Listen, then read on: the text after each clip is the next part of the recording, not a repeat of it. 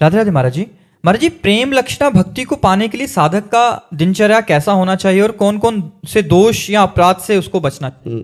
पहली बात तो प्रेम लक्षणा भक्ति प्राप्त करने के लिए सद्गुरु की शरण। राम कृपा नासै सब रोगा, जब यही भांति बने संयोगा।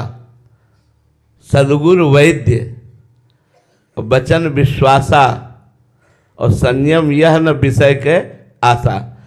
पहली बात तो भगवान की विशुद्ध कृपा उस पर होती है जो प्रेम लक्षणा भक्ति के मार्ग में चलना चाहता है।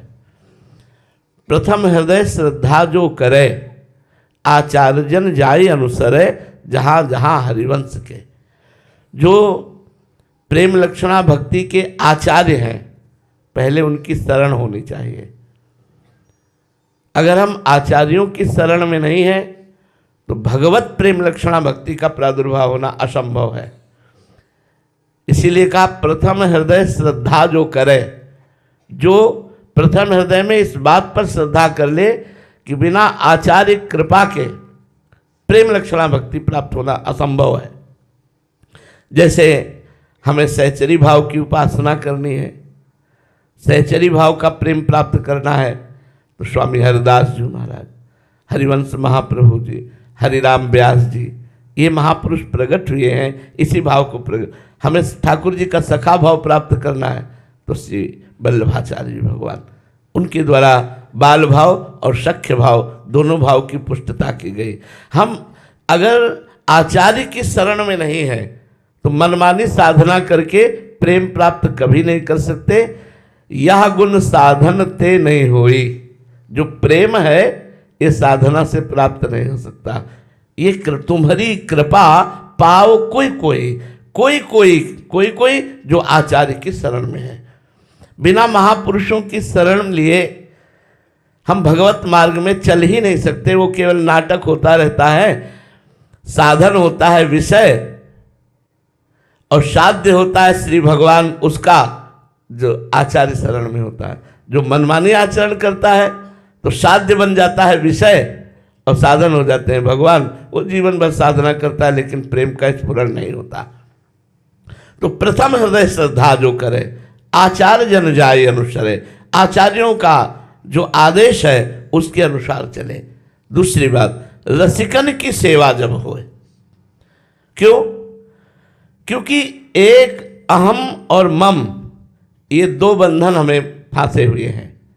अहम और मम, मैं और मेरा, ये माया का बंधन इतना सुदृढ़ है कि बिना गुरु कृपा के, बिना रसिकों की कृपा के, बिना भगवत प्रेमी महात्माओं की कृपा के ये साधना से और पुष्ट होता है, नष्ट नहीं होता। और जब तक ये अहम रहेगा तब तक प्रेम प्रकट नहीं होगा। अहमता और ममता, ये दो बातें इतनी जोर की हैं कि ये अगर पलट जाए, दोनों प्रभु की तरफ हो जाए तो हमारी बात बन जाए। एक अहमता ममता ये जग में है दुखदाई, और ये जब श्री जी की ओर लगे तो होत परम सुखदाई। ये जब श्री जी की ओर लगे तो होत परम सुखदाई। मात तात सुत दार देह में मत अरुझय मत मंदा, हित किशोर को है चकोर लखे तू वृंदावन चंदा। तो हरिवंश महाप्रभु का बच्चा बनकर, शरणागत बनकर वृंदावन चंद्र युगल सरकार का दर्शन करो। कैसे? बोले एक अहमता ममता, ये जग में जो लगी हुई है इसका त्याग कर दो। बोले बड़ी कठिन बात है अहमता ममता का त्याग करना, कैसे त्याग करें? बोले रसिक मंडली में आतन को नीके ढंग लगाओ, दंपति यस गाओ हर्षाओ, हित सो रीझ रिझाओ। जो प्रेमी महाभागवत जन है इनका संग करो।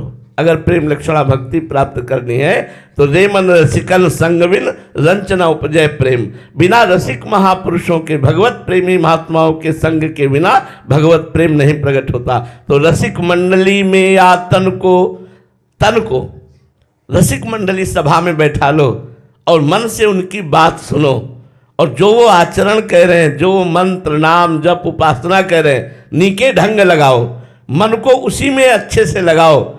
रसिक मंडली में या तन को नीके ढंग लगाने का तात्पर्य है शरीर से तो सभा में बैठे हो, मन से भी सभा में बैठो, मन से भी रसिकों का संग करो, उनके बताए हुए आचरणों को अपने जीवन में उतारो, उनके द्वारा बताए हुए साधन पद्धति को अपने जीवन में उतारो। रसिक मंडली में या तन को नीके ढंग लगाओ, दंपति यश गाओ, हर्षाओ, हितसो रीझ रिझाओ, प्रिया प्रीतम का यश गाओ और नाचो।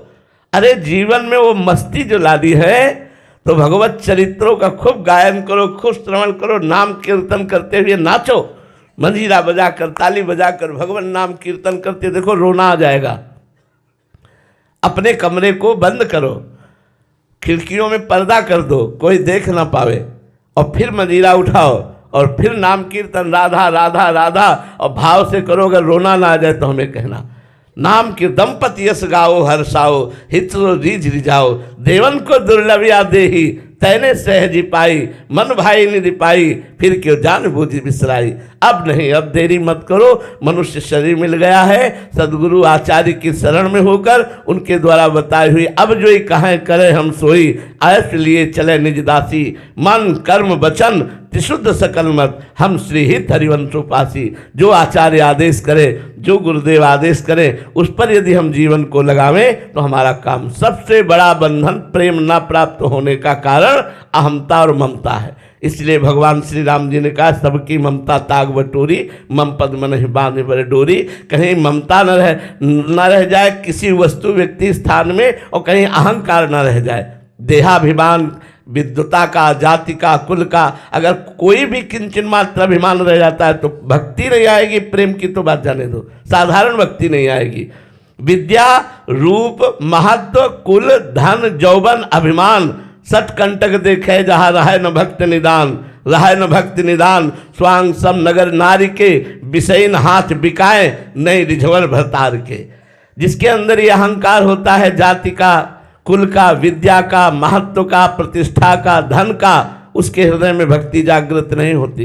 ये बड़े बड़े कांटे जहाँ होते हैं भक्ति महारानी के कोमल चरण वहाँ नहीं पधारते। वो भक्ति का स्वांग करके, पाखंड करके विषयी पुरुषों से धन ऐठता रहता है, विषय ऐठता रहता है। वो भरतार श्री हरि को रिझाने की योग्यता नहीं रखता, जिसके अंदर कोई भी अभिमान होता है। भगवान को रिझाने के लिए दैन्य चाहिए, और वो दैन्य भक्तों के संग से आता है। जब हम भगवत प्रेमी महात्माओं का संग करते हैं तो सारा का सारा अभिमान हमारा नष्ट हो जाता है। इसलिए आचार्य की शरण में होकर, गुरु की शरण में होकर उनके बताए हुए मार्ग से चले, और अहमता में ही काम, क्रोध, लोभ दोष है।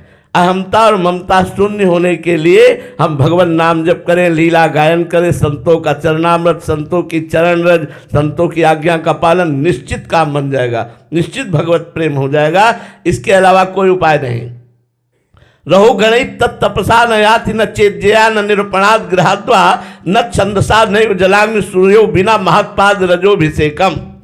ये भगवत प्रेम या ब्रह्मबोध तपस्या से नहीं होता, न बड़ी बड़ी यज्ञ करने से होता है, न सूर्य चंद्र अग्नि ग्रह उपासना से होता है, इनसे नहीं होता। ये महापुरुष की उपासना से होता है। जब भगवत प्रेमी महात्मा की आज्ञा का पालन करते हैं तो उनकी चरण रज का दासत्व जब प्राप्त होता है तो उनके चरण रज के अभिषेक से सारा अभिमान नष्ट